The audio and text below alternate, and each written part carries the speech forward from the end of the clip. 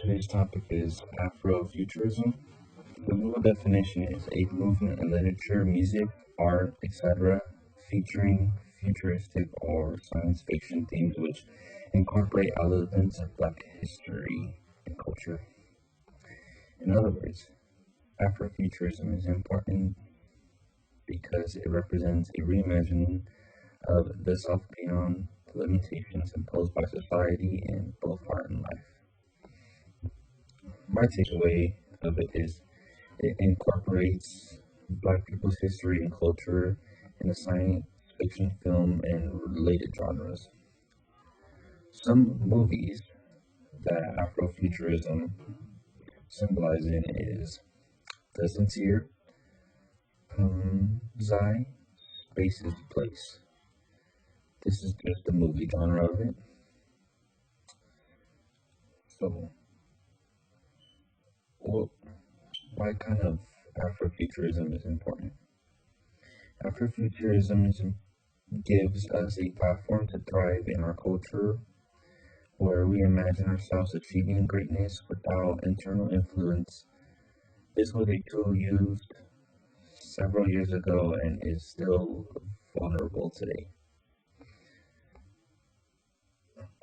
Valuable today. Imagining a better future in this contemporary era, Afrofuturism also serves a symbol of hope. That was posted by the foralist.com. So my takeaway of that is it creates a foundation where kids and others can learn about Black culture in different and spontaneous ways. Some other topics that Afrofuturism holds are reimagining a future flesh with art, science, and technology through Black lens. What Black lens means is that the culture is in these topics that we're talking about, and you can experience firsthand. That's what Black lens means. Afrofuturism often explores themes of alien or otherness, utopian theologies, the digital divide, feminism, the grotesque, and reclamation of culture.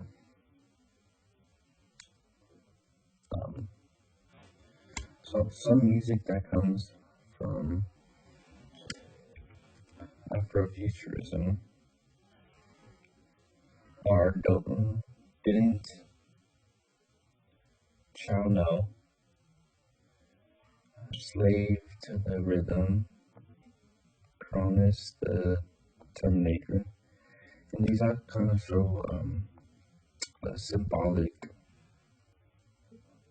of Black culture, and it kind of explains, what they face or what kind of change they can see in the future to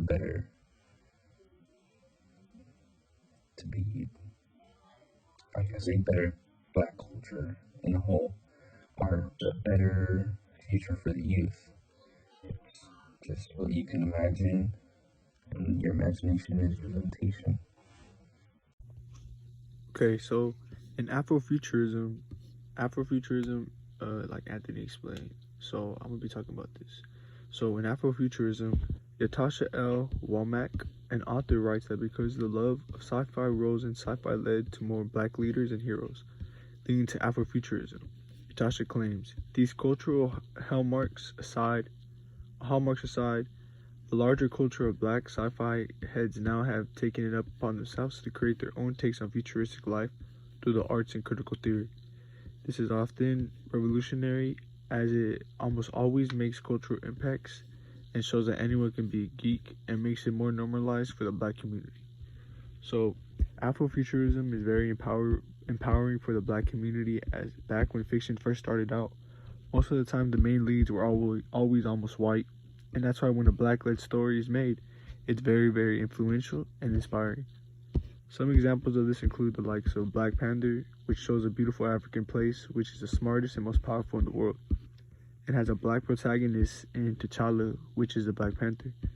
His character took the world by storm, as many people, including myself, fell in love with, and I am almost certain the character of T'Challa inspired many black young men to become greater, and it was probably a beautiful thing that they got to see a hero who looks like them save the day.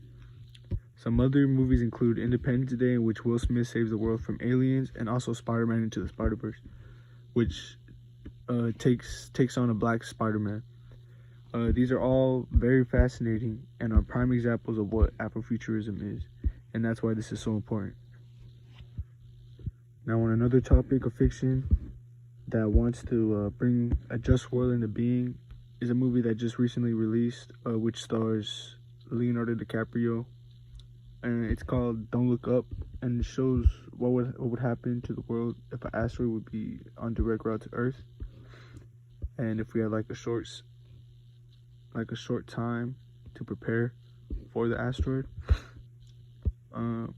So what the movie does, it basically takes a spin on an issue that's actually happening right now, which is global warming. But instead of global warming, they just replaced it with the asteroid. There's a lot of symbols in this. It's kind of like a parody, but a lot of the things do reflect our reality that we live in today. So I think it's a way, it shows how the government is, since we are basically dooming ourselves with global warming.